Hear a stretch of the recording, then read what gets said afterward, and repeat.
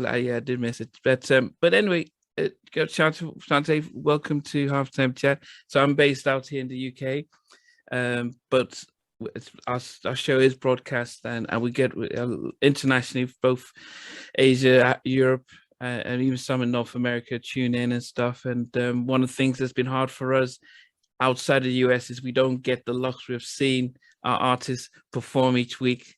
And so, so we rely on people going and sharing videos on YouTube, but the interviews have helped in a way connect us to our artists and just to get a sense of them and their journeys and things. Awesome. Glad you got a chance to link up. Yes, I appreciate this. But we start off by just finding out where you're sort of from, born and raised, because well, I'm born and raised in Chicago. Okay. Total Chicago girl, west side of Chicago. I don't know if you know any about the areas, but I grew up like mostly the west side and Humboldt Park, which is really a multicultural Hispanic, predominantly Puerto Rican and Hispanic neighborhood. Wow. I would say like from kindergarten to middle school, and then middle school, just like the straight west side, which is predominantly Black families. And it was really cool. Like the Chicago is a really big city with big cultures. And then I went to high school on the whole other side of town, which is like the north side, east side. So I think it helped to create let's just say a well-rounded person. Yeah. I remember interviewing Donnell Jones, and he talks about coming from his neighbor was Lamont Ruffin in Chicago and stuff. Yes. Growing up, what was your sort of hobbies and interests?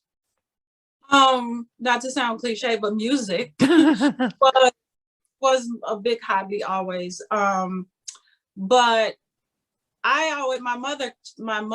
parents really kept us busy. So I was into all sorts of things, but mostly singing and dancing, modern dance. And I'm also a church kid.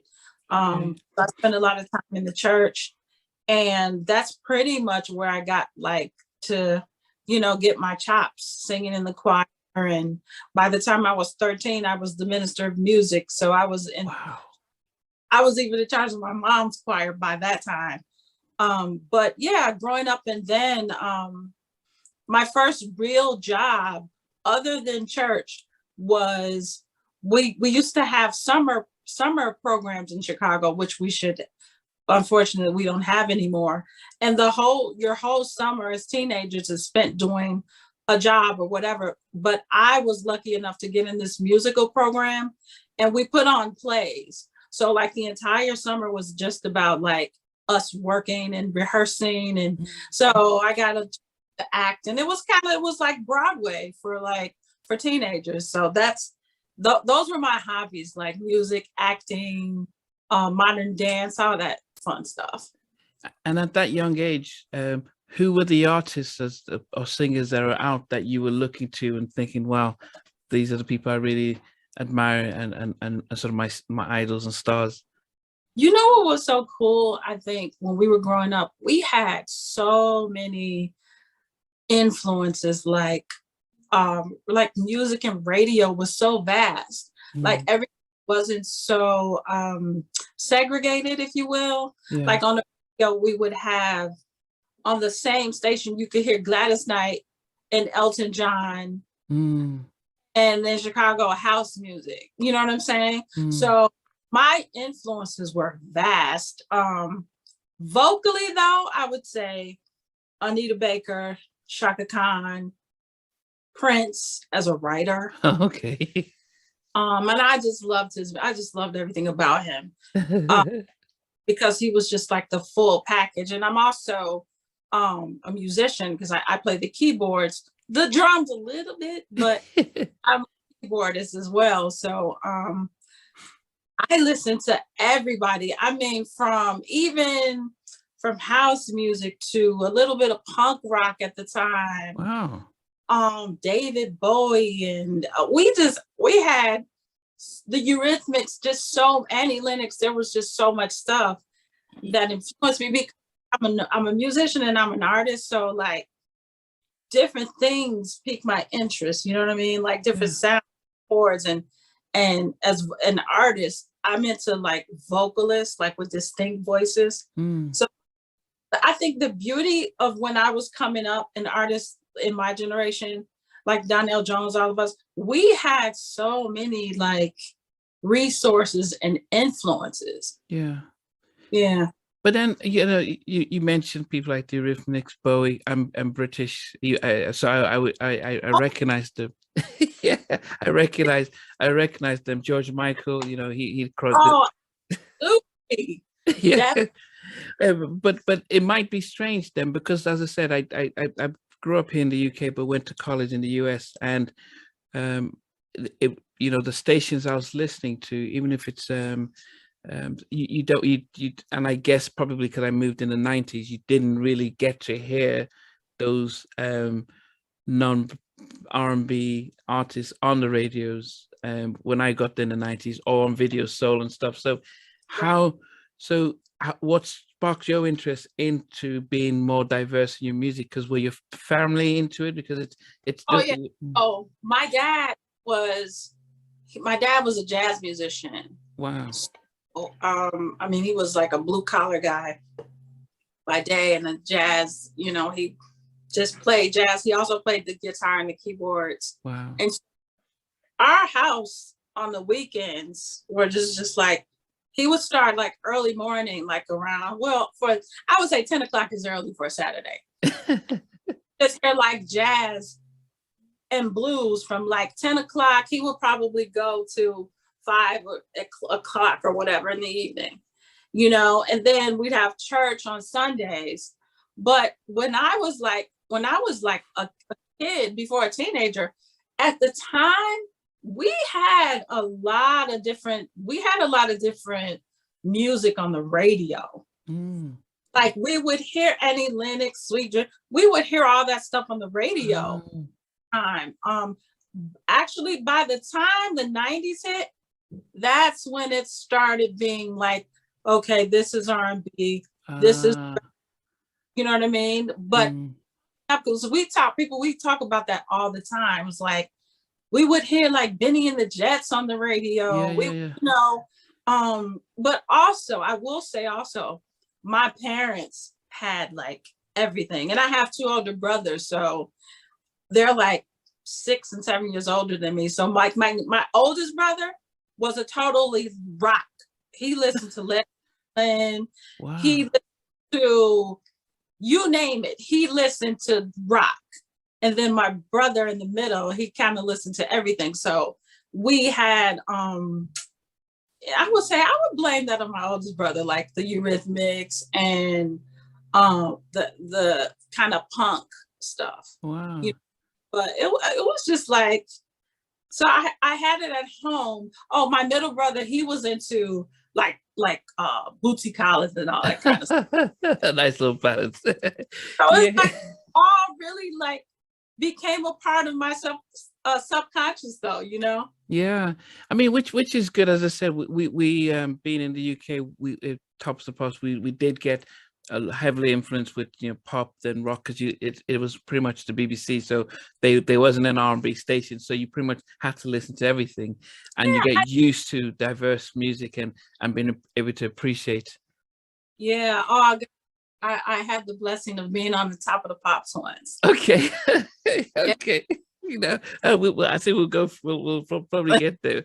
But so when did the sort of, being able to, and I didn't know that you were into, you actually played and stuff, but did you, was this more so, okay, hobby at first and enjoying it? When did it become something that, that I could actually make a career into this? Honestly, it was never really a high. I always knew. Okay, so the story goes, I was 3 years old, right? And at my church, they had what's called the Sunshine Choir, which is like the little kids, I think 3 to probably like 7 or 8, and then you move up to the older kids. The choir director at the time, who was also, her name was Lucille, she was a big influence on me. She selected me to lead a song, and I wasn't afraid, but I was like, okay, I like to sing, blah blah blah. I was 3, and I remember the song was "Spirit of the Living God," or something like that. And I'm in front of this big audience, and I got this. Everybody loved it, like this. I probably because I was a cute little kid though, but I kind of got the bug from there. I'm like, I think this is what I want to do. You know what I mean? So ever since then, I kept doing it and took an interest in. She told me, she said, you have a gift, and she's just like, I'm going to work with you, and so on and so forth. And the way she explained it to me, it really resonated.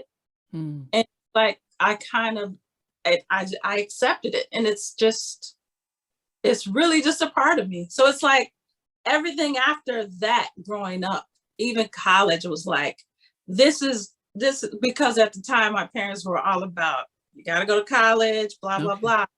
So my major in college was a backup. This is a backup career. This is for if music doesn't work. Everything was a backup to that. What did you study? Psychology. Okay, well, I'm a psychotherapist. So. Yeah, that didn't last long though. But how come you didn't do music and arts or something in college? Because it's like, by the time I got to college, I was so. First of all, the school that I chose wasn't really a musical school. Actually, they were known for their psych program, which was why it was just, when I think it was the silliest reasons I major in psych, because I was, you ever heard of Dear Abby? That was a college. Yeah. I was like Dear Abby to all my friends in high school. Okay. So good at this. You know what? I'm just gonna major in psych, and that'll be my fallback career because I know I'm gonna sing. So, but by the time I went to college, I was already so like, I was really on the scene. I was singing, I was directing, I was making money, teaching choirs and so forth. So it was like, and that's not when I think of it, I was like, well, there's really nothing they could teach me at this point. Which is kind of contradictory to how I am, because I'm such an open vessel. I always feel like I can, but I'm a kid at the time, so I'm like, yeah, I'll knock this out because I'm only going because my parents wanted me to go. I'll knock it out, and then I could always tell my mom, okay, I have this. When they're complaining about whatever with music, yeah, I always throw that back at them and say I did this. So. Okay, so I mean, what happened? I mean, did you finish college and then start looking? Because were you thinking of becoming a recording artist, or were you just thinking about Broadway, or what were you thinking when you? Honestly, I wanted to make records. Okay. I always wanted to be a recording artist and tour.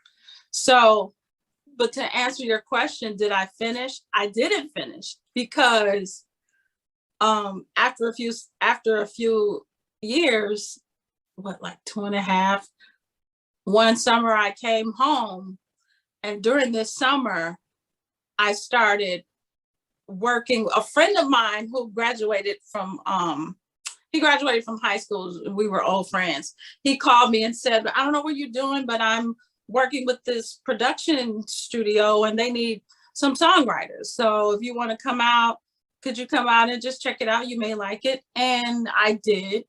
And I started writing songs, and I was having so much fun. And I was only supposed to just be doing that like part-time, Yeah. I started writing songs for other artists.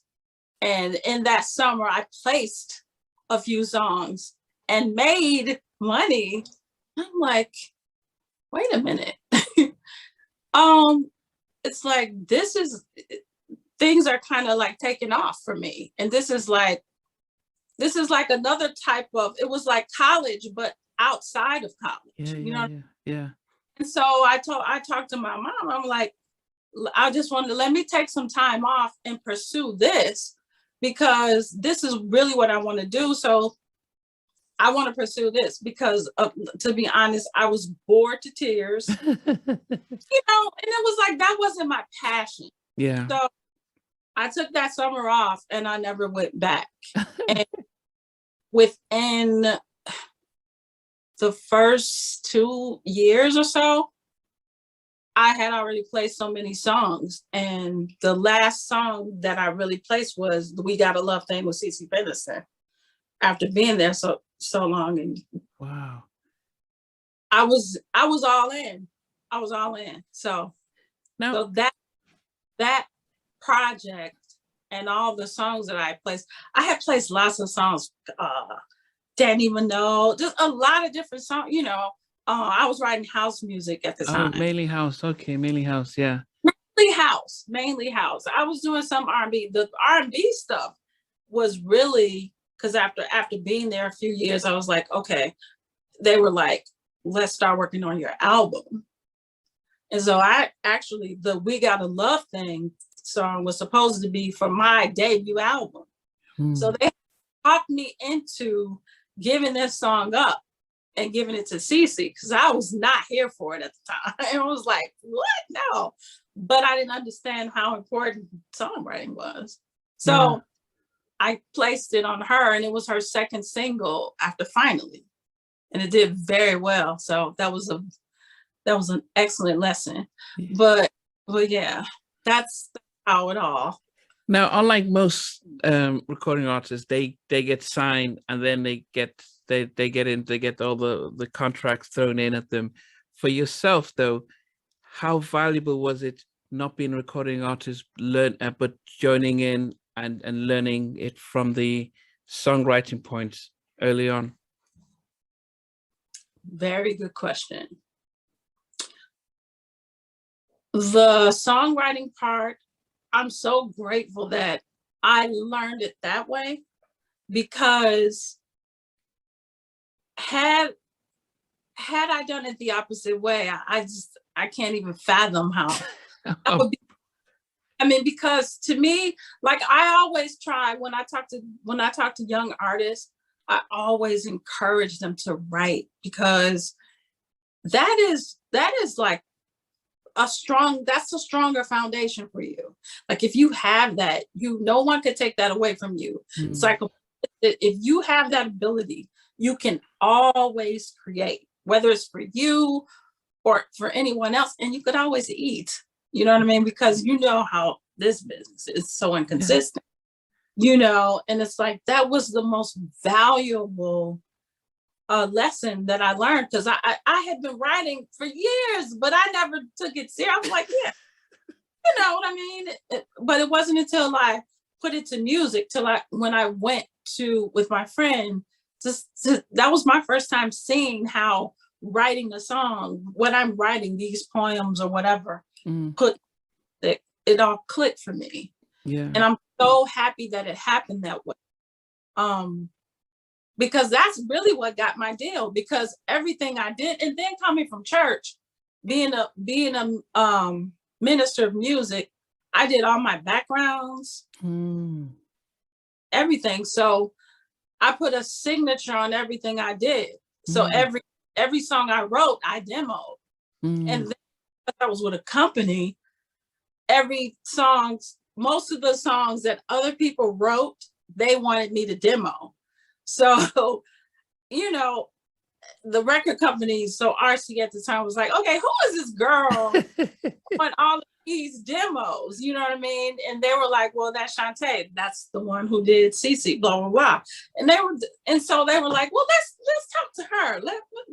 What's going on? Let's sign her. So that's how I got my deal. Yeah. Because of my writing. Now, how much of the business side of did you know about the publishing ownership and giving it away and stuff in those early days? Not in not so that's the thing. Like, okay, I had the blessing of being a writer and coming in that way. However, they don't teach you all the fine print. They don't teach you about percentages as far as the publishing. Now they learned about writing percentage because mostly I was writing everything. So it was mostly 50% me as a writer and as for the writing and the melody and all that, the whole basis of the song. But the tracks, if I'm doing something where someone else created the track, that's easy. It's 50-50. It's just me, you know what I mean? However, the publishing, they don't teach you that. And like so many other artists, I fell into that trap. Wow. And years later, I was fortunate enough to be successful enough to pay myself out of with the support of a major label, out of a bad publishing deal, to whereas now I have most of my old publishing that I just so eagerly gave away, signed away. Wow. So. Yeah, I've probably spoken to almost 70 recording artists, and I think Donnell Jones was the only, and who else? I think KJ from Naughty by Nature, just because they signed with people who, like Eddie F, taught them the business and said this is what you need to learn. But most everyone else, the same thing. Oh yeah, because you're so eager, and we're artists, and so it's like it's hard to just turn away. And you're a kid, you're like, oh my God, I'm coming on this. And then it's like, well, why don't you sing on this? And you know what I mean? And you're just eager and you're a little pup. And it's like, and you know, I signed a publishing deal. What? So yeah. Oh goodness. But I mean, so when but and how was it hard then? You mentioned when giving a track to Cece, did you know it was like, oh, this is a hit? And Cece probably wasn't as established by the time you gave her the track. So it wasn't as if you were giving it to Whitney Houston at the time. Or was she as established when they asked to give her the track? You know what it was? She wasn't Whitney, but Finally had just hit.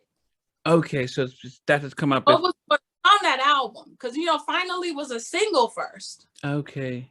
So after that single took off, they were like rushing, we got to get this album. Okay. So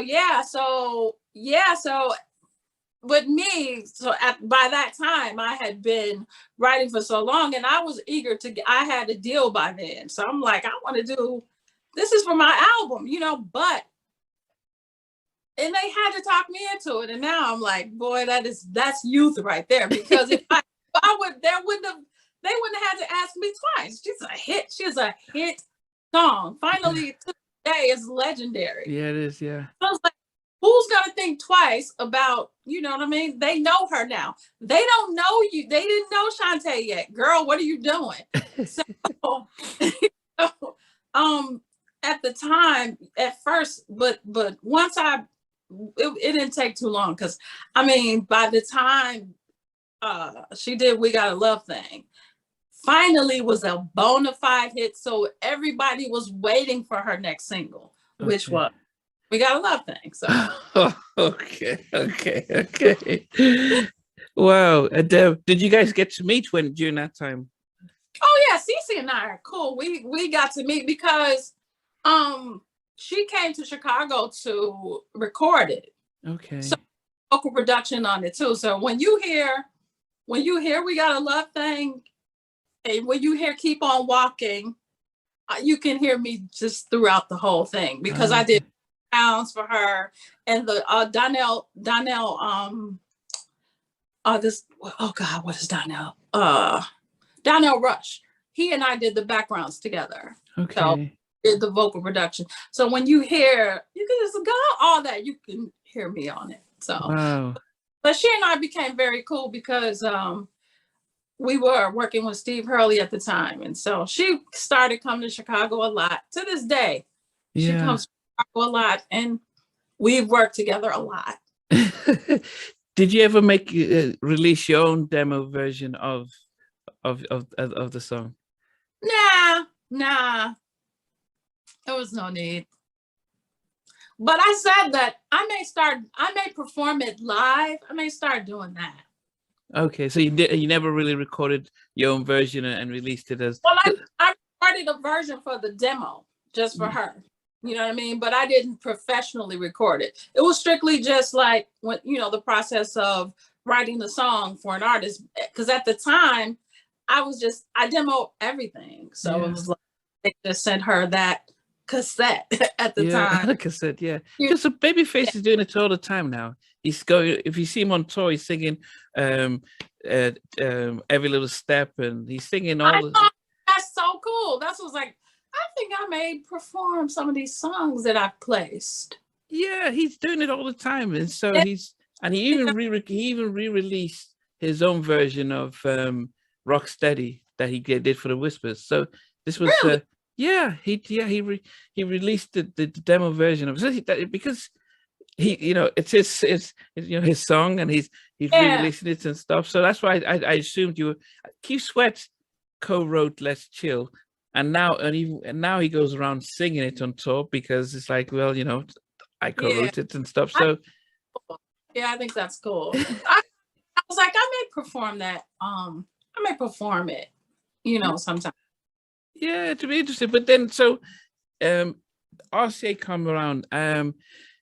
What kind of label was RCA when you joined? Because most of us would know RCA for SWV. But yeah, because Lily did say that. Oh, Chantay, my label mate. Say hi to her. Yeah, Lily, they were cool. Lily, we were label mates, and we were both on the scene at the time.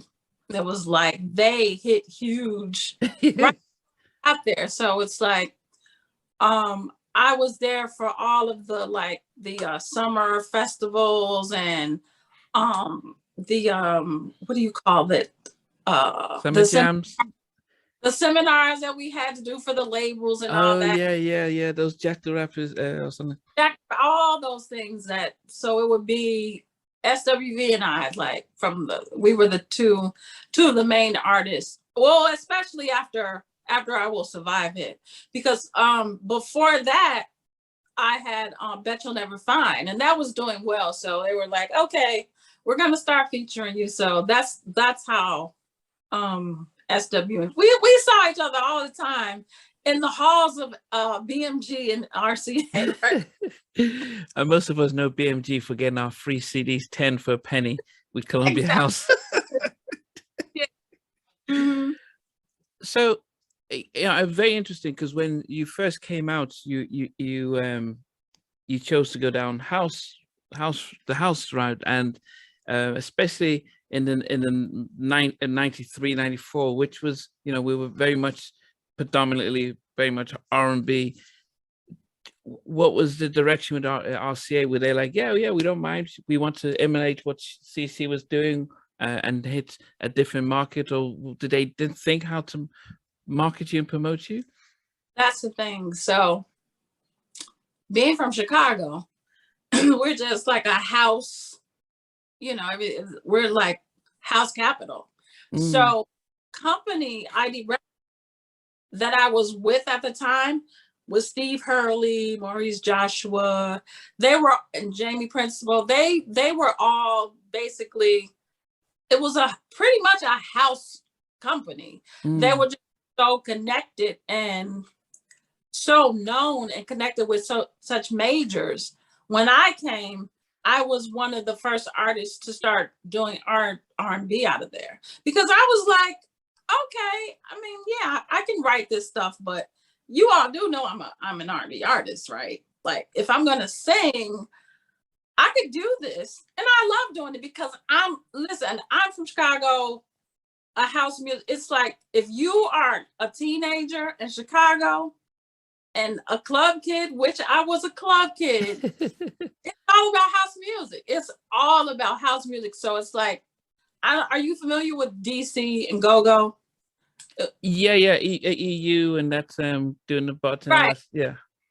That's signature to DC. House Yeah. music is signature to Chicago. Mm. So that was a no-brainer. It was like, it was so, it was so ingrained. It was like, okay, this is what we're doing, blah, blah, blah. Okay, so I'm like, okay, so when are we gonna do, when am I gonna do our R&B? And a lot of the producers at the time were dying to do stuff like that. You know what I mean? But it was like, it was also a business. So a lot of the house music coming from Chicago was getting placed. And so there was a big demand, but it was like, nobody was really doing it until I was like, okay, so I'm ready to do an R&B record. So when the CC thing happened and RCA was like, we want to sign Chantay, they, thank God, got a chance to say, okay, so what's she into? So, but I had to do, if you listen to my first album, you'll hear that there's a lot of up-tempo stuff on there. Yeah, so it was like, that was the perfect, coming from ID Records and the Hurley and all that, that was the perfect way to blend, like, that was like putting your toe in the water and kind of blend the two. So it's like, you'll see like the up tempos, and then you'll hear like something new, the ballads and stuff. That was all me. I'm gotta do some ballads, and Yeah, I mean, I think the because I remember the listening to the house of ballads, and then you had I can't remember the name. Is it Do Me, the R&B sort of? It just seemed strange because you had the house, and then you had the like proper 90s R&B sort of slow jam. I was like, wow, I don't know how did the A&R just think, okay, this is going to work, how we're going to sell you, how we're going to market you? Or... it was like, at the time though, it's like every R&B record that was released had to have remixes. They all had house remixes on them for like different markets. So, you know what I mean? Mm. So at the time, that was like, and I don't even know if they do that now, but I had house remixes. And then the later we got into the 90s, HipHop remixes. Yeah. Song. Because like, for example, which one? Don't Let It Go to Your Head. I remember that. That's one of the songs. We had so many. We had about 5 house remixes, R&B mix. I mean, we had a hip hop mix. We had a go-go mix for like every market. No, but the because I know Steve Hurley from because when we used to buy the maxi singles, we'd see his name listed there. Even when I was big into Michael Jackson, so he would sometimes may do a house version with Steve Morales, with Mike Morales. So we're familiar with them, but I just did wonder how they were going to sell the house R&B type of stuff to the radio, if they're trying to, especially if they're trying to sell the album. And do you think RCA managed to get the balance right on your first album?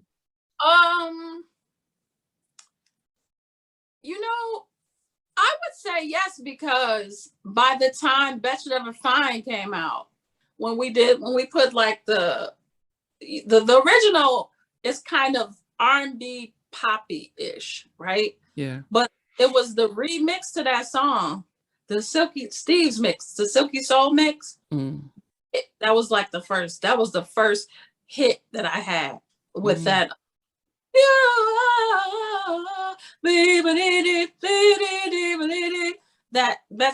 That song was like, that was the first song that kind of was like, okay, we have something here.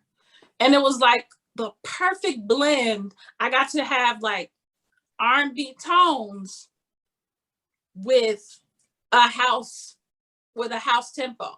And it just clicked.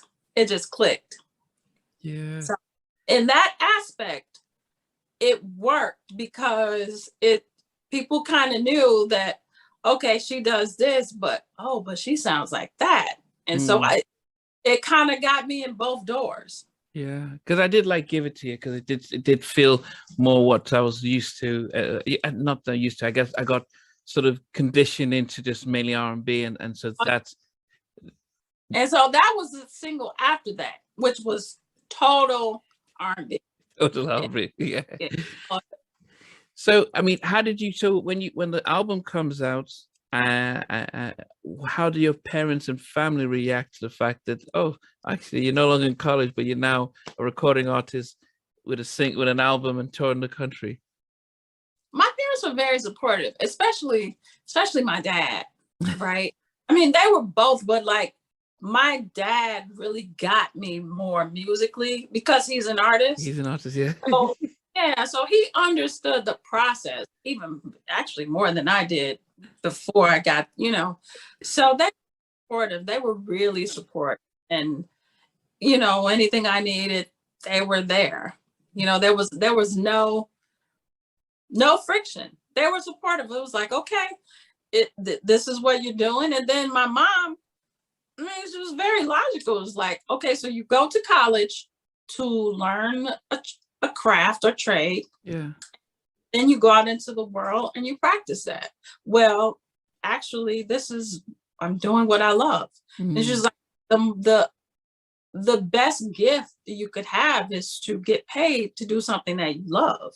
Yeah. And I was doing. So it was like, there was no flack after that. So when you signed your recording contract, had you learned a little bit more about from the publishing side so that you weren't surprised by that time, or were they both come at you at a place where you weren't aware of the differences, especially being a recording artist as opposed to the writing side?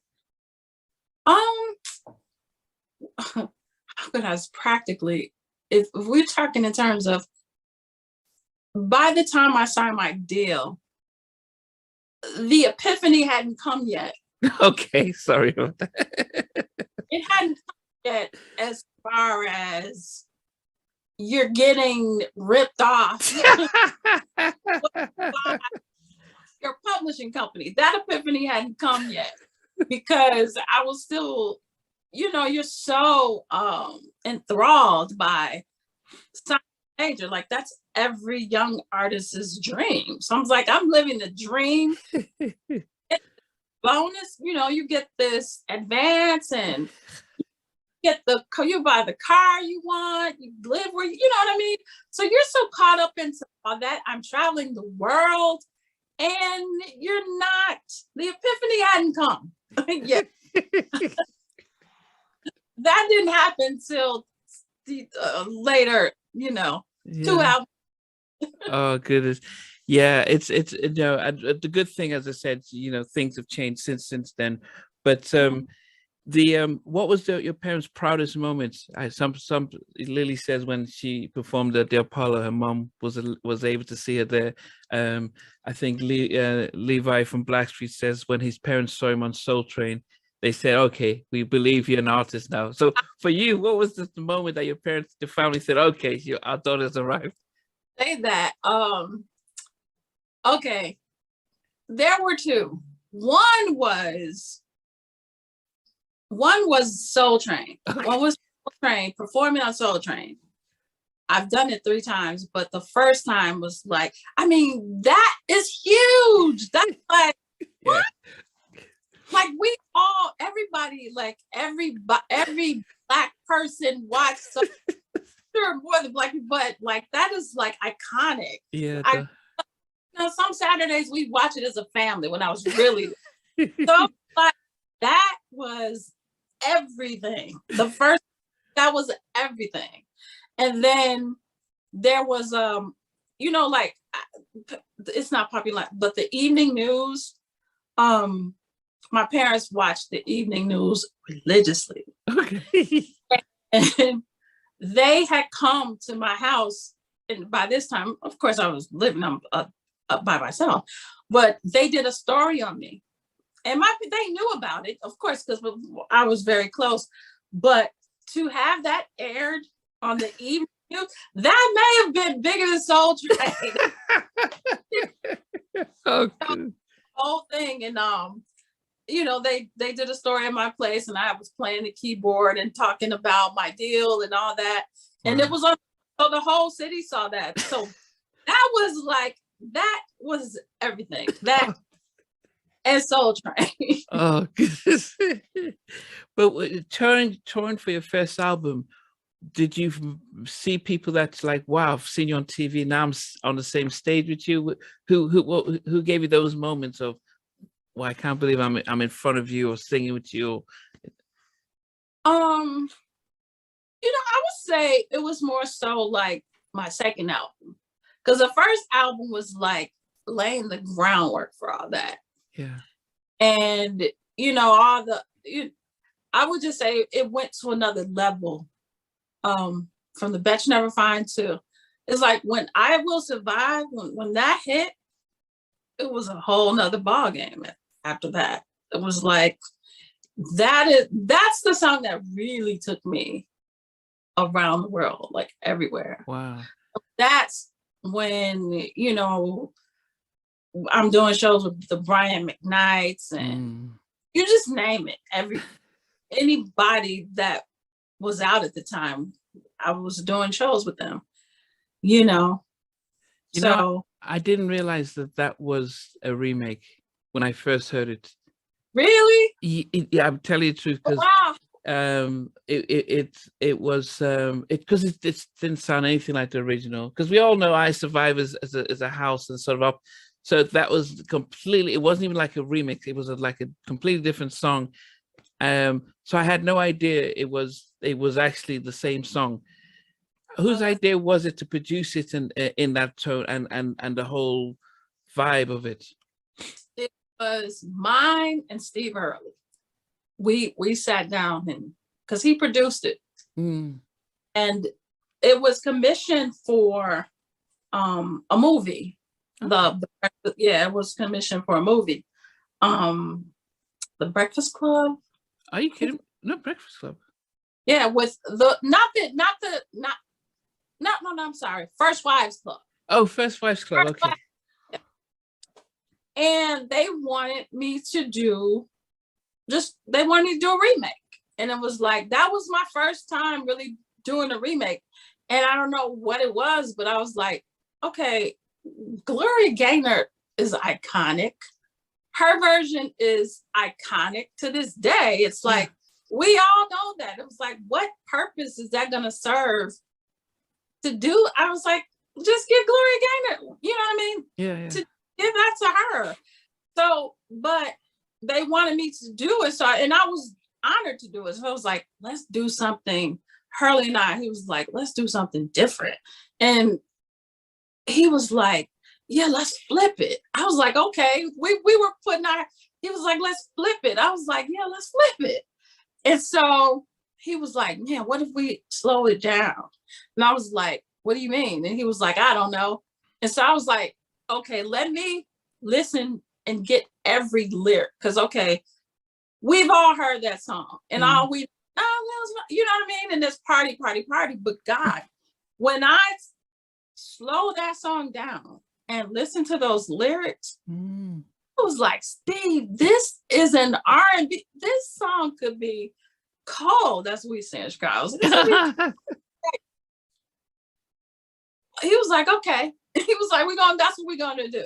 And so after that, he did the track, and I just changed the phrasing, because once I heard what those lyrics were saying, I'm like, okay, not just women,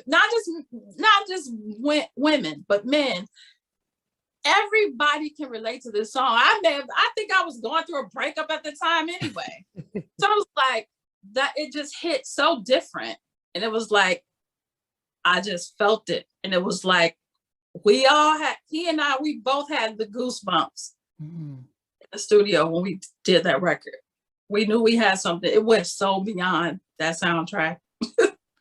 It went so beyond that. And the label heard it, was like, oh my God.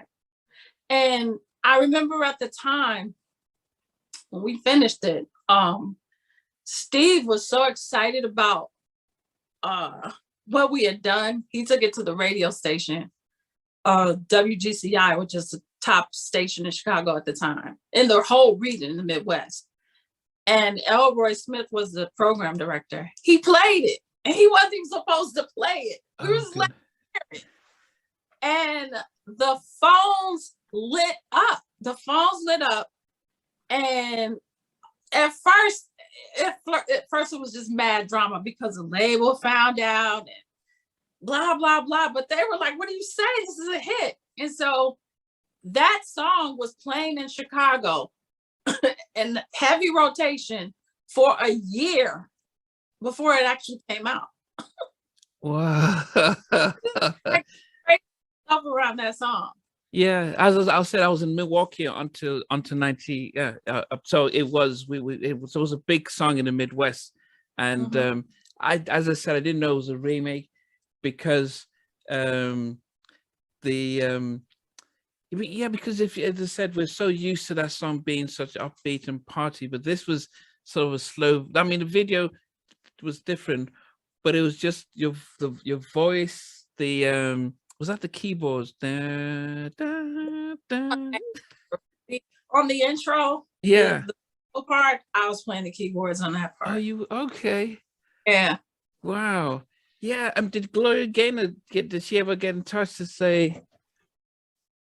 No, but I was in LA at the BMG headquarters. They were giving me a party because when the song went gold first, they gave me an event there.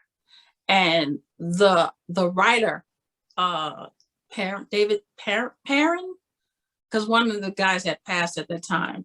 He had like have you seen those oversized roses? He had 2 dozen of roses, and he presented them to me.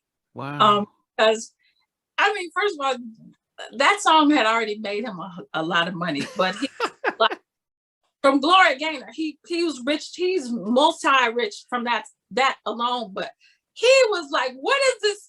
This arm? What is this blip? What is going on? You know what I mean?" And he was like, "I had to meet you. I had to meet you." And to kind of go back to the lesson, it was around that time writing the publishing epiphany happened for me. Oh goodness. Because because what that did for him, I started learning, oh my God, imagine if I had written this song.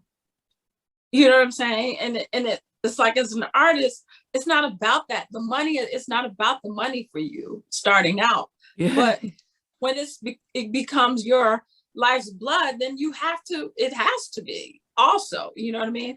So it was around that time when I started learning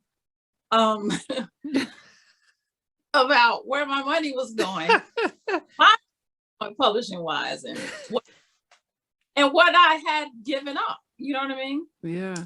So yeah.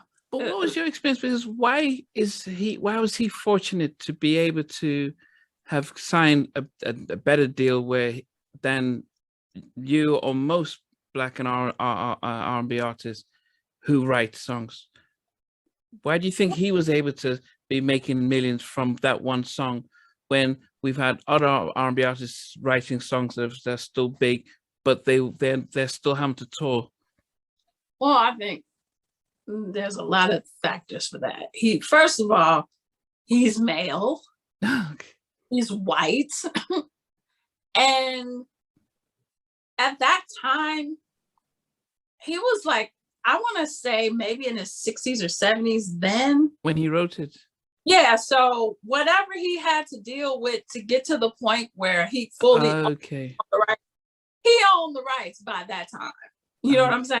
So he was seasoned enough in his career as a writer to be able to and his partner, I believe, I'm not sure, don't quote me about it. I think they were a gay couple. Okay. Passed. So he was the sole proprietor. Okay.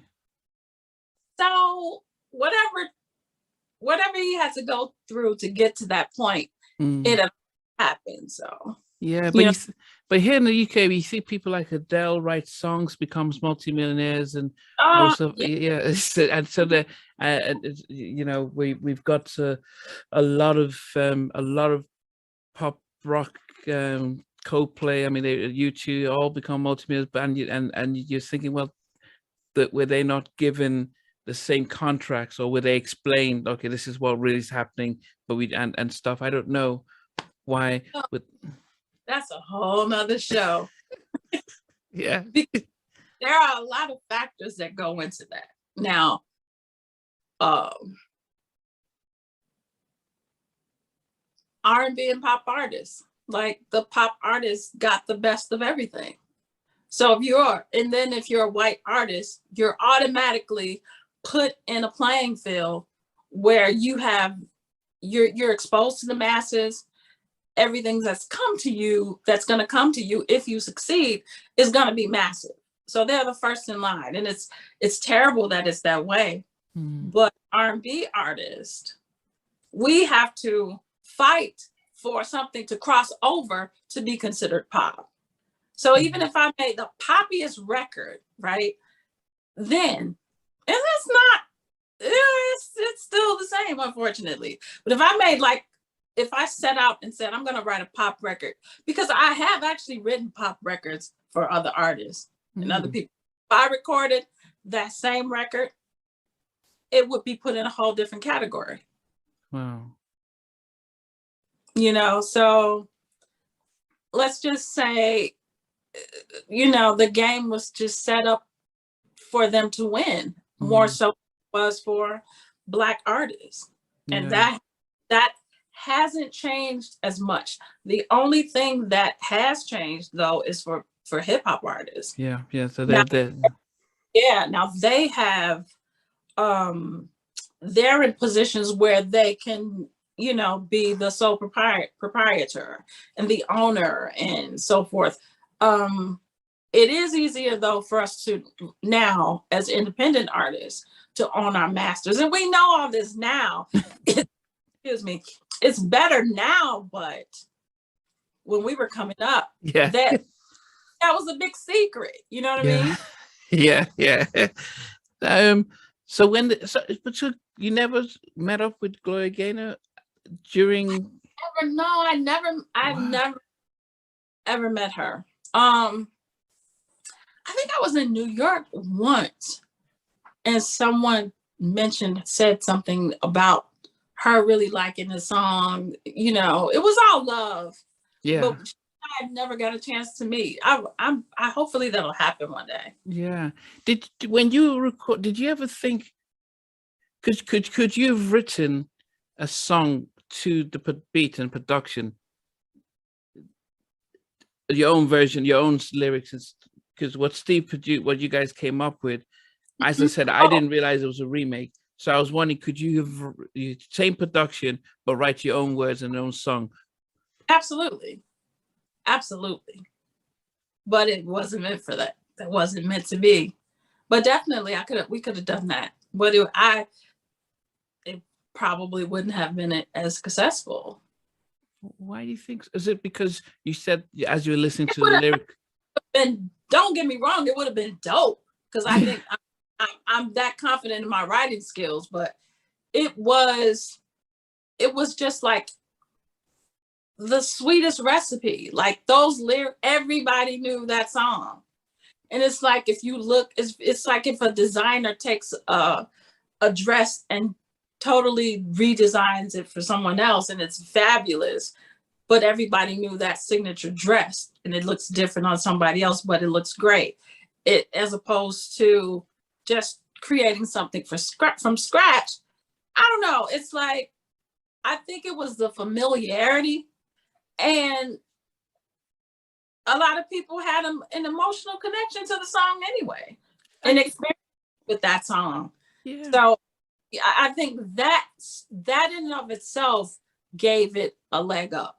Yeah, I don't know if it was of the familiarity as much as it was a very haunting. It reminded me of, say, when Mary did the Not Gonna Cry. It had that sense of you're feeling, we could tell that you knew the words, and you were making sure that we understood what was being said. So it felt like a story. It had that, it captured a moment. So I do, as I said, I only recently realized it was a remake, because it's so far-fetched. It's not like Whitney Houston's "I Would Always Love You," because most of us didn't really hear the Dolly Parton version. Exactly. Yeah, so we didn't appreciate the song because we heard Dolly's. We just like, wow, look what Whitney has done.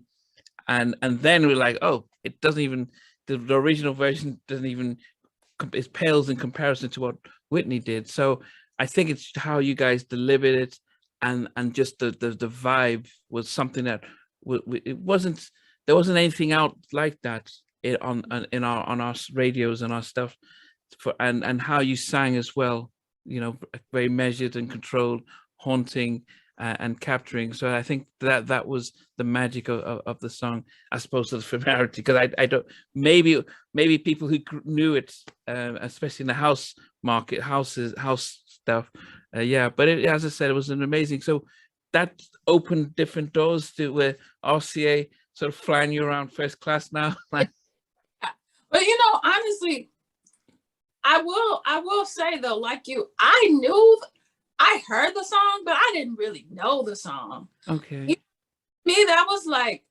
something I saw in movies, thinking, young, and that never be something that I would request. Like, oh, I want to hear the disco. I was like, didn't like consider disco. You know what I mean? So yeah. I mean, I had to slow it down to get the lyrics, because I didn't really know what she was saying. But we look, I was, you knew that, but I really so like people, definitely my demographic, people, your early 20s and 20s, we didn't know that song like that. No, yeah. Parents really knew okay. the lyrics, but I knew, because who hasn't, mostly I would say I heard that song in movies. Yeah. On elevators, you know what I mean?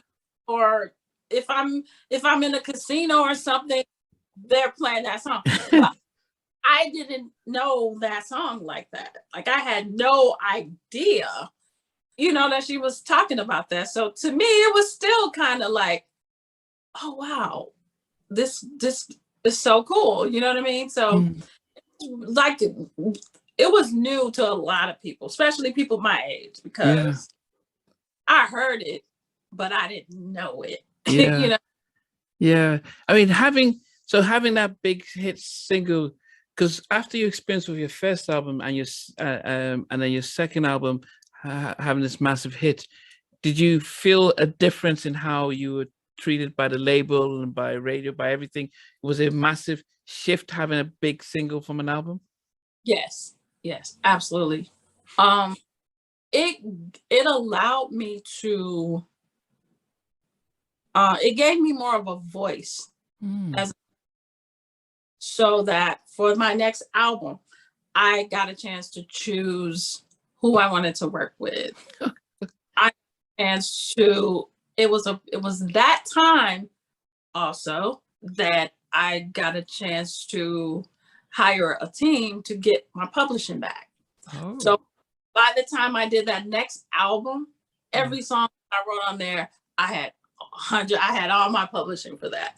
Okay. So that record allowed me to, it gave me a voice.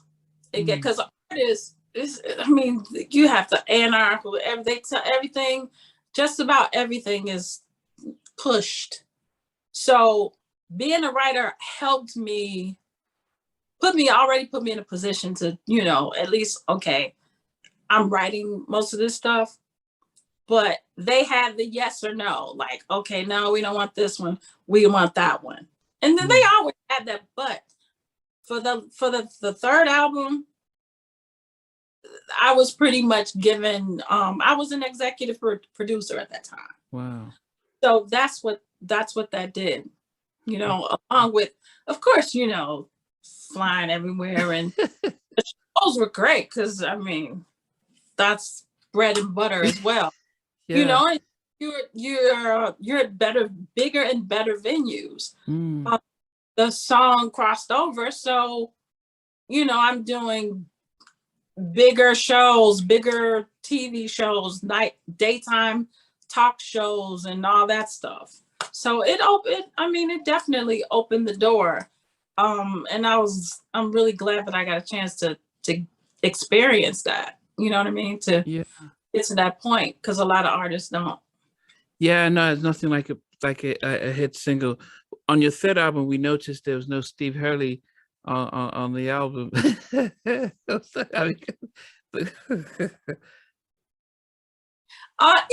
Yeah. I mean, it was at that time he and I kind of decided to part ways. Creatively, I just wanted to take it more R&B. Okay. And that was like house. I mean, that's the part of my DNA. You know what I mean? So it's like, but as an artist, I wanted my next record to be all R&B. Wow. And so, and then of course, like my peers and rubbing elbows with producers that wanted to work with me and that I wanted to work with perhaps. I just wanted to do something different, basically. And just really get the chance to delve into the R&B and add some of my jazz influences, some of my gospel influences. I just wanted a record that was like really, really showing what I'm about 100%. You know what I mean? I didn't want to have to sacrifice, make allowances. And so I was lucky to be in a position where I could do that. And RCA helped facilitate that. You know what I mean? But he had a record or two on there. He had a record or two on there that we did. That was part of our parting. Okay. What was your, because about 99, we were getting a lot more hip hop artists taking R&B beats and actually the charts became hip hop and R&B as opposed to just R&B. So we noticed there was an influx. And the landscape was changing really quickly. How did you think that affected how the third album performed? And a lot. Here's the thing, it's like there was so much going on at that time. Like hip hop was taking over. Yeah. Because ironically, it's like, let's just be honest, R&B helped usher in a lot of hip hop at the time, as far as the mainstream. Yeah. For example, because there were like hip hop artists that I did hooks for. You know what I mean? Like around that second album time, it was like they were all up and coming. Yeah. But actually, with Common, he's from here. So I think right before, no, that was after I Will Survive. He and I did Reminded Me of Seth. That was a pretty decent record for him. That was like just before he totally just blew. Yeah. And it was like, that was an example of R&B ushering in hip hop. Yeah. But hip hop just took over. Cause I don't know if are you into hip hop a lot at all? Yeah, I mean, so I wasn't, when I moved to America, I wasn't very much into the East Coast, but I liked the West Coast because it was very influenced by R&B, and I know Diddy used to use a lot of that. So so the ones that crossed over, I was very much into that because I'm more R&B. Yeah, and it's like the record that I was on with Common, he had Lauryn Hill on there. There was a lot of really dope R&B artists on there, and I think on his album. On that album, I think was instrumental. I think that helped the success of that album. He's a brilliant artist. I love him. In fact, his record, I Used to Love Her, I think that was like the biggest hit for me. You know, but my point is, I think R&B helped usher in hip hop, but I don't think that hip hop, when it became the end all be all for the industry, it's everything. I don't think it reached back enough to R&B as far as like saying, okay, you did this for me, let me do this for you. Yeah. That's how I feel about that. Because now now they're singing their own hook. Yeah, yes, it's Okay, we or maybe, you know what I'm saying? But so anyway, by the time that record came out, hip hop had taken over, and there was this big turnover in the industry altogether. Yeah, they're merging. Yeah, the labels were consolidating. I remember RCA did a sweep. They dropped like 80% of their roster. I was lucky enough to stay. You know, had a successful record for that. But there was so much turmoil and all this. And then I don't know if you remember when that's when radio was consolidating. Yeah. The local stations were dying and everything was being consolidated. Yeah. And the playlists were getting smaller. Yeah. So it was like, remember that's when the whole the playlist where you hear the same song a million times. Yeah. That's when all that stuff was starting. I can't remember the company that started taking over the stations, but yeah, I remember that. Yeah, I remember Sirius. They were buying up stations. BET got sold to Viacom, so we went watching Video Soul and yeah. So So it's like I really think that album got caught up in just the turmoil of it all, and I think it was the transition of hip hop. I mean, of R&B dying off.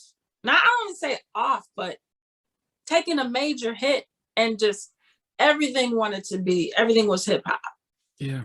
Everybody wanted to be so cool and we're hip hop this, hip hop that. Yeah. And the playlists were changing. Like the top of the playlists were now hip hop songs. Yeah.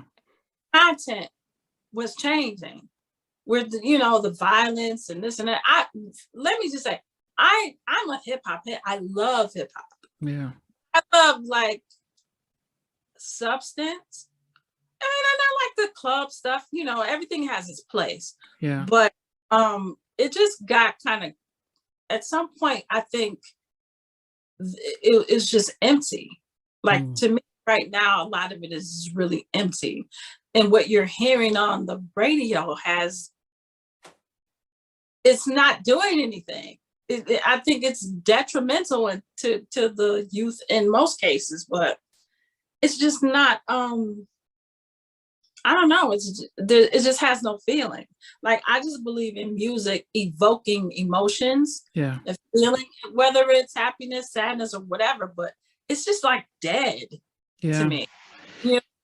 Yeah, yeah, because I do know that you did share the clip with Tank talking on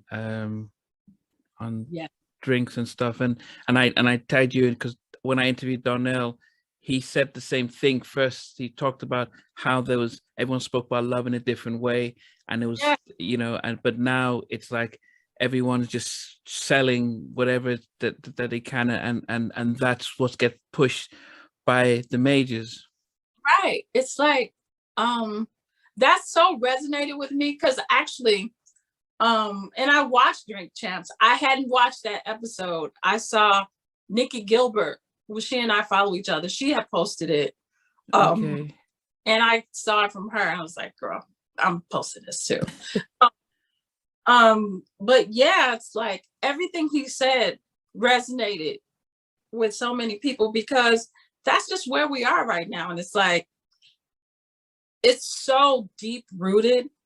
It's it's so deep rooted. And it's like, I don't know. A lot of people were saying to me, it was like, you all have to take it back. You all have to take it back. And it's like, that's what we're trying to do. But it's like, we have to strategically find a way to do that with or without radio, you know? Yeah, and it is tough because when I did a survey on the channel, about 70% of the audience says that they now listen to music on YouTube. Not many people listen to it on radio, just because it's they you know that the radio stations are playing hip hop and trap music and stuff that doesn't resonate to them.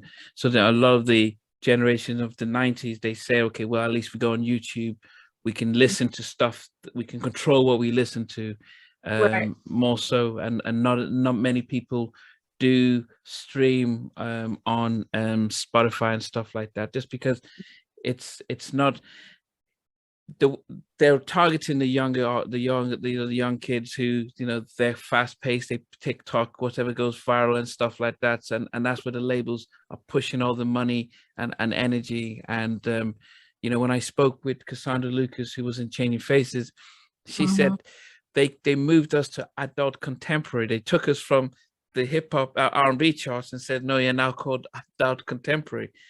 And that's when they started to realize that they've just now marginalized R&B to adult contemporary. And I said, that used to be stuff that I thought my grandparents would listen to, you know? Yeah. When I first started saying that, I'm like, what is that? And what is that? So they've rebranded everybody adult contemporary. So it's not almost saying it's for the older folks, not for the younger folks. But it's good music now, you know what I mean? Yeah. Yeah. But you know what I find is like, because I'm a realist, but I'm an optimist. And what makes me happy is knowing that a lot of my fans have a lot of millennials who are searching for good music. And it's like, I have a nice amount of millennials who like know all my stuff, and they're like, love your music, love your voice, and they are searching for that feeling, because it's all about feeling. Yeah. You know what I mean? When they hear that music, when they hear my music or this 90s music, and when you hear artists like Brownstone and Mary and and it's like Tamia, and you know what I'm saying? It's like they feel something. Yeah. And it's like what we had, and they like that, and they search for that. Yeah. So it says to me that all hope isn't lost. You know what I mean? Yeah. There is an audience coming up after us that's looking for that.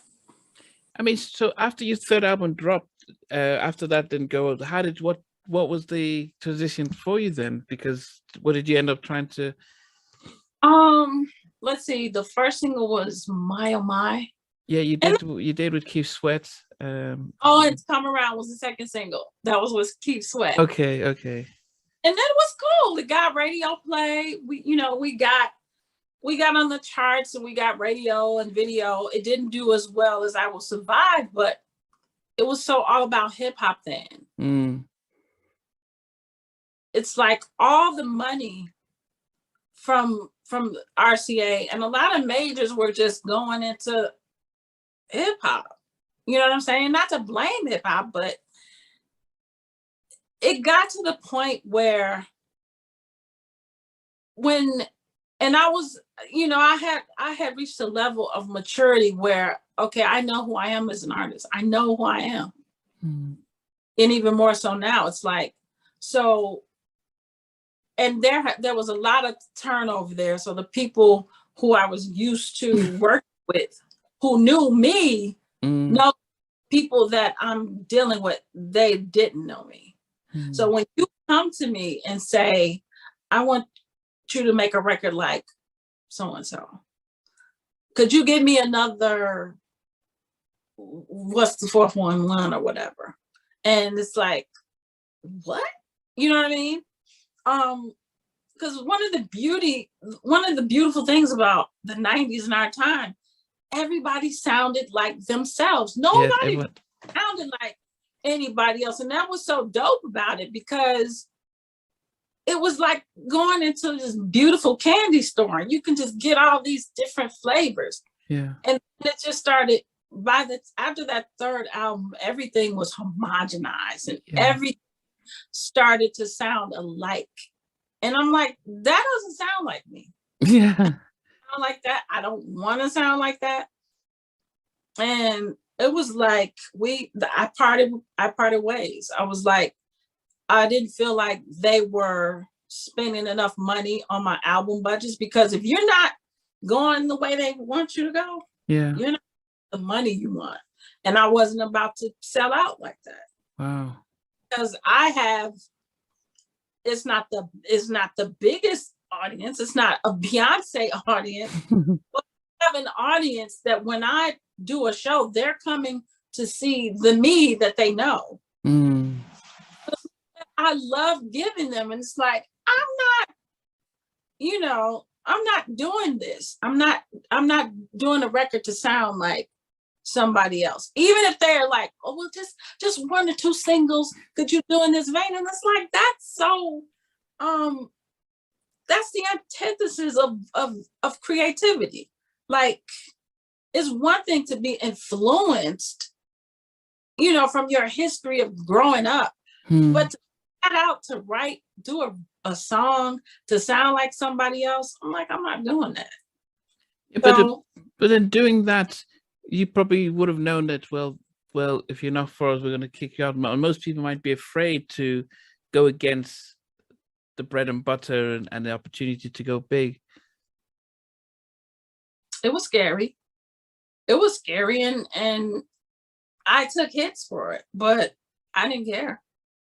Because one thing I know is that I am an infinite resource. I could always write and create what I want when I want it. And now, to me, how do you put this? I miss like the big budgets and I would be lying if I said I missed all that. But what I don't miss is the BS and the fakery. I'll say the fakery that they ask of you. Like, that just makes my flesh crawl. Like, I will never be some fake version of what, you know what I mean? It's like, they really do stuff like that. Could you give me another blah, blah, blah? No. Even if it was a song that I wrote, why would I want to do another song just like that? So, I mean, it wasn't worth it to me in the long run. And I'm really glad that I didn't cave, because one thing I do have amongst my peers and my fans is respect. That's more important to me. Yes, the money I want the money, and I will, it will come. It will come, and it has off and on, but not in the same way. But everything that I put out, I'm so proud of. Yeah. And there's not one record that I have done since I left RCA that I'm ashamed of. Not one. Wow. Not one where I'm like, oh God, where I cringe when I hear it. So, I mean, now that you've, as an independent artist, what is the sort of the direction for you? Is it because, and I've access to other artists who are no longer on majors, are you putting out music to generate revenue from that? Or is it a way of getting your creativity out there, but you really want to rely on your tours and your shows? Or what's the balance? It's all of that. It's all,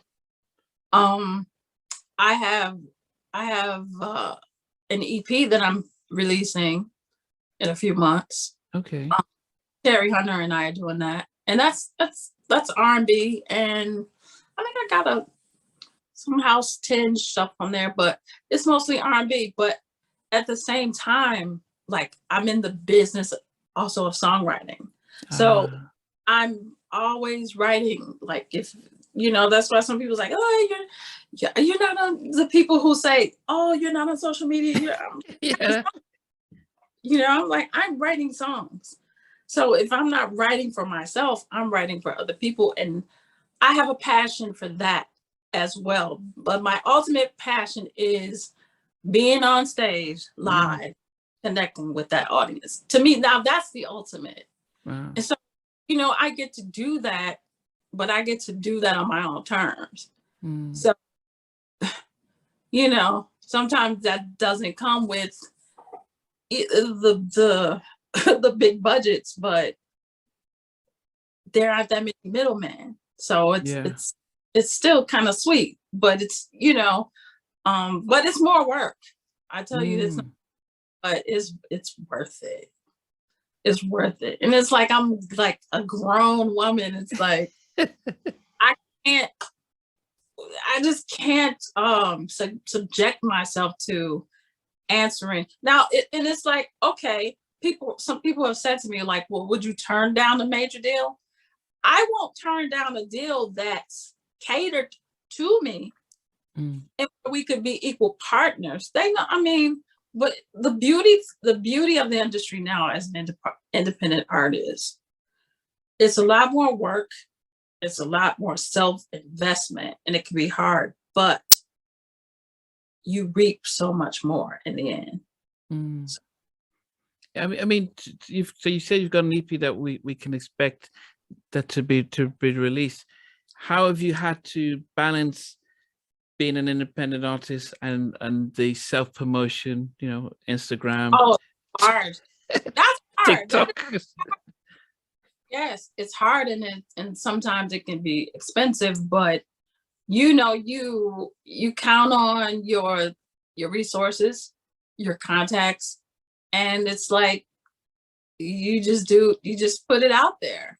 You know what I mean? But you know, there's still techniques like stuff that I will say that social media and the digital access that we have now really helps facilitate that. Like we didn't have that.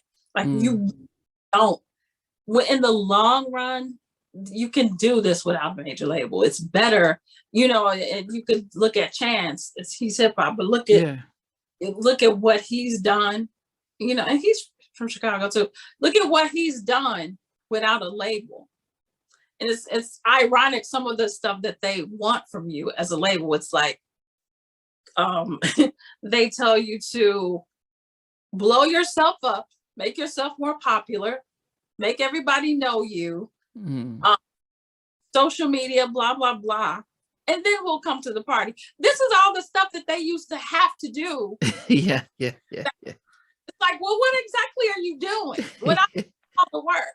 So it's amazing. You know what I mean? So it's like, well, if I'm doing all this, then I'm going to reap the benefits of all this.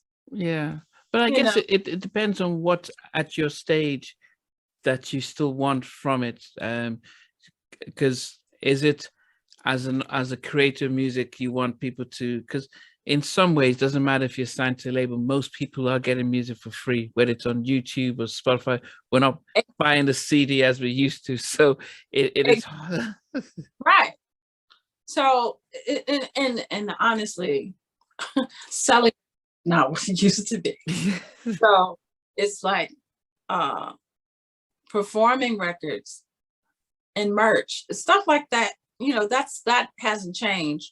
But those are the avenues for us to make money doing shows and songwriting and licensing and so forth.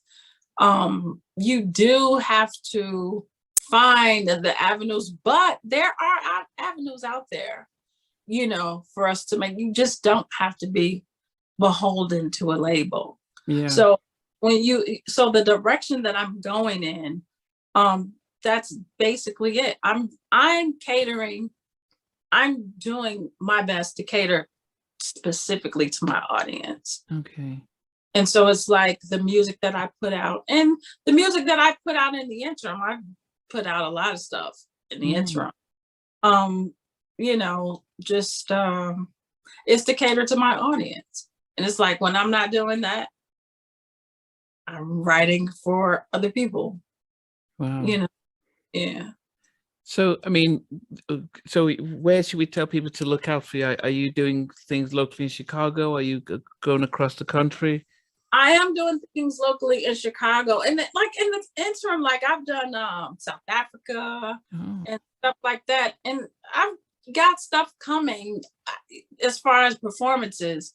But right now, I'm into finishing this project. okay.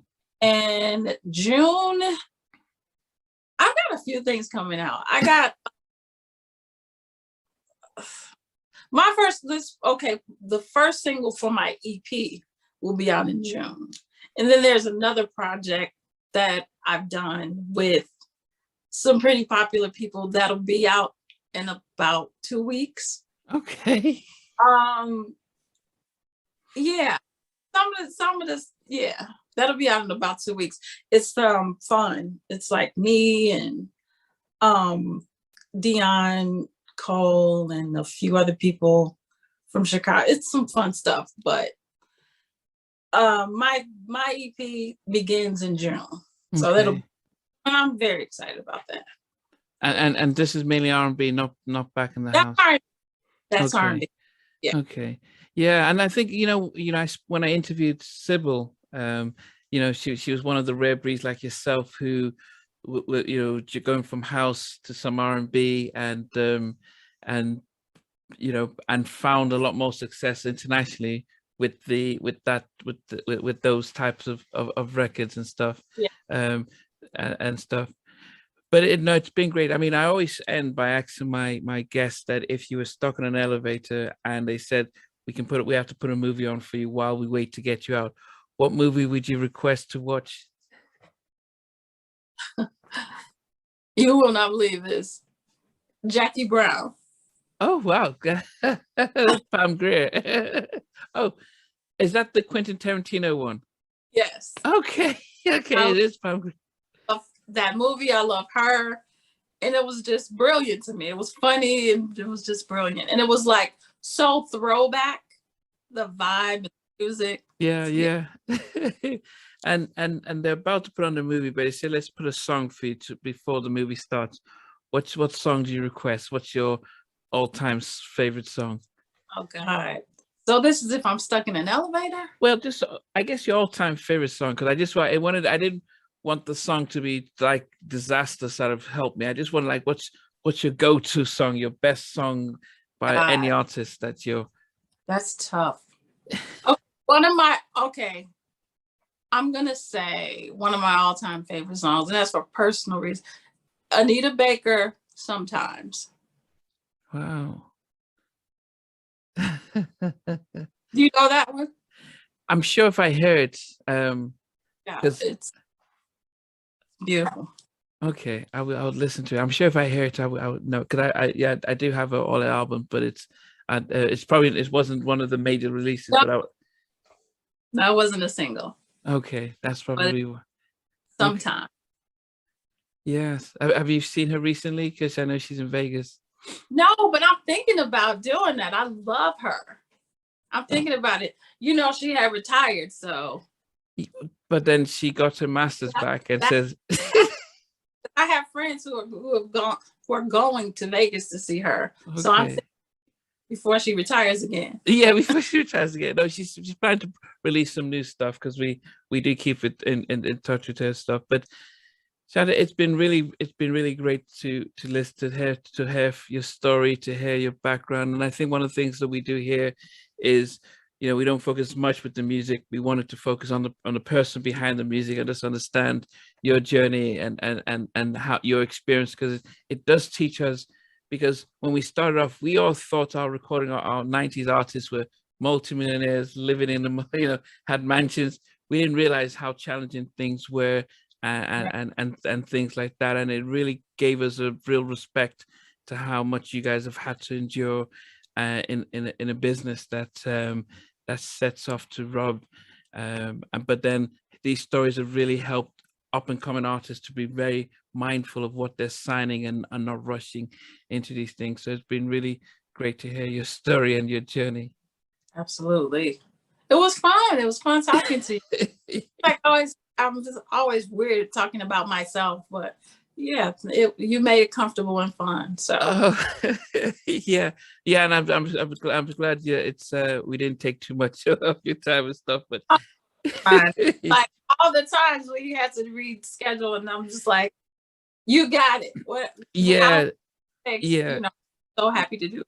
Yeah, no, definitely, and as I said, I'll be in touch with Jeff just so when you do release your EP, so we can get a sense of when it's out and make sure that everyone gets to listen to support and stuff. Definitely, I can't wait for you to hear it. Yeah, looking forward to it.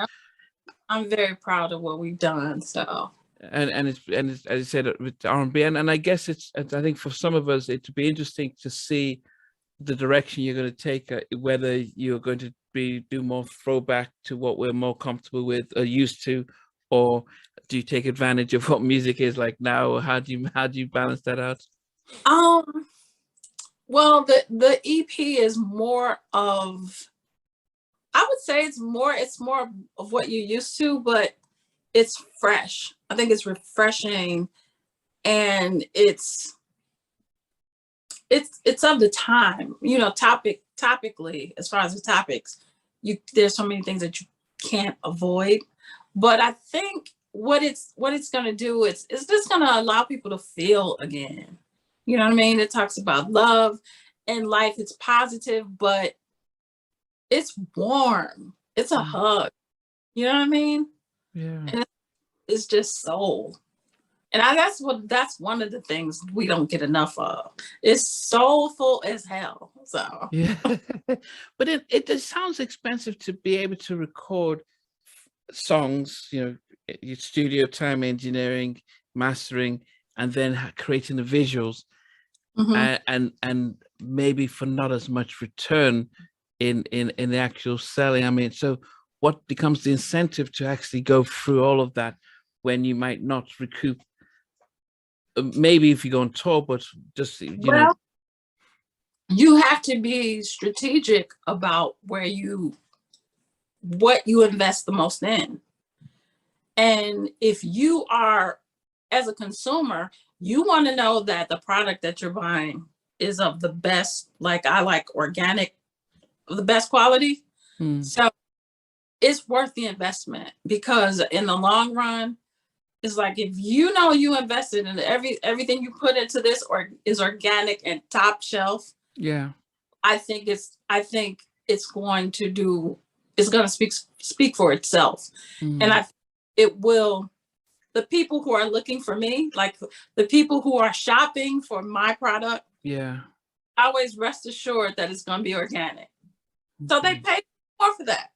Yeah, I mean, because I don't, as I said, I realized that I don't have like a CD player in my car. Even my laptop doesn't play CDs anymore. So I don't have one. Okay. so this will be mainly, you know, it'll be available digitally, like Spotify. Oh, absolutely. Now you have to adapt. Times it'll be available everywhere. Apple, Spotify, you name it. You know, we have this distribution on it, and that's what it is. I mean, vinyl. I hear vinyl is coming back, but yeah, I mean, no. I think the DJs. I mean, that's why you have viral songs on TikTok and stuff, or DJs having a vinyl to play in the clubs and stuff. May get a house remake to one of your R&B tracks or something like that. Right. That's right. Yeah, and maybe if you did a remake of the song you wrote for CC and you know. You know, in fact, the remix I did last summer. I did a remake actually for Dome Records out there, where in your neck of the woods, with the Get Down Saturday Night. I did a remake with Full Flavor. Okay.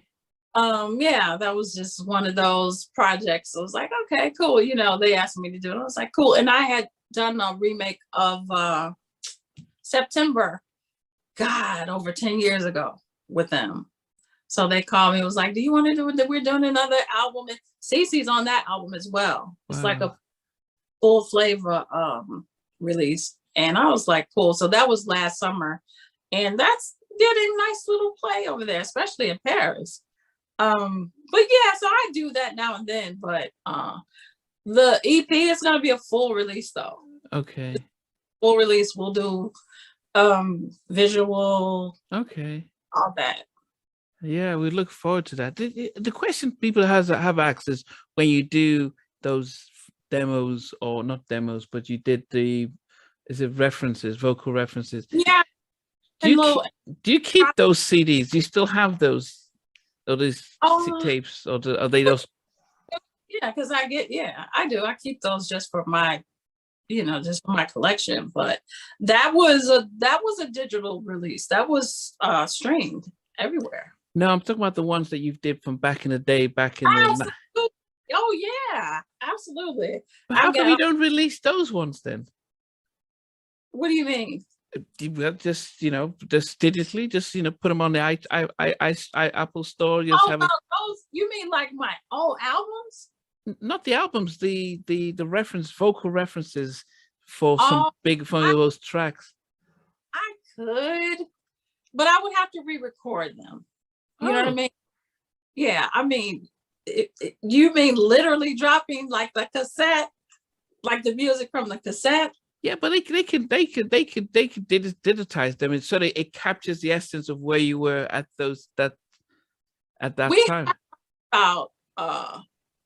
We have talked about doing a reissue of Betcha'll Never Find, because people can't find that. People can't find the record, but I don't know. You're giving me an idea with We Got a Love Thing. Maybe I'll do that. Maybe I will do some of that, but I want to get this original stuff out, and maybe no, there's no rush with it. But as I mentioned, Babyface did the stuff he did with the Whispers, and it was very interesting to see his take of it. I've been talking to Tammy Lucas about she wrote Joy and did the background vocals, all the things she's done. I'm saying to her, do the same thing, because people know that you co-wrote or wrote and did later vocal reference. Right. And you have the CDs. These are called vintage. These are rarities. These are things that people will be like really rushing to get before. Yeah. And then when you, especially because what tends to happen is an old engineer or producer pushes them on YouTube, then it just becomes every there for everyone. But once it's coded and digitized, then anytime it's played, it's generating revenue. But it does there are interested people who will be interested in these rare breed of things that they had never heard before. Yes, the coding. Yeah, I may do that. I may do. Yeah, they do. Every now and then I may sing a little bit of something in the show, like something. But I hadn't really, other than some of the other ones, I hadn't thought of releasing some of the songs I've placed on other artists. But you put a little bug in. The movie industry does it all the time. They re-released, the Beatles. Somebody recorded them recording a show, and they sold it to Disney Plus. So that's what they do all the time. They get old footages and make millions of them, and and then in the pop and pop rock, they do the same thing. They get the old vinyl or old, but with R&B, you don't tend to see you guys do that. You're always looking to do the next new thing. It's like, well, you still have some. And yeah, that's something. Now that's definitely something though. We kind of have a little part in, but it's just stuff that you don't know that I've had a hand in, that we've licensed for movies or stuff like that. But yeah, I may start putting my voice to some of that stuff. yes, okay. Yeah, but I'll follow up with Jeff. I'll tell him once your EP drops to let us know, so we can give it to make sure people aware of it and stuff. But it's definitely been a fun interview and stuff. And probably after things have dropped and stuff, we in next year, so we probably got you back to see how see how it now. Yes, definitely.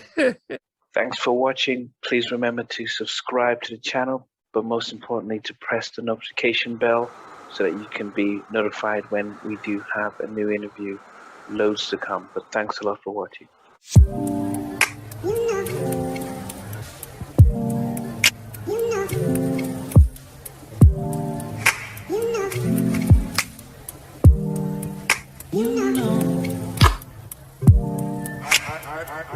I begin to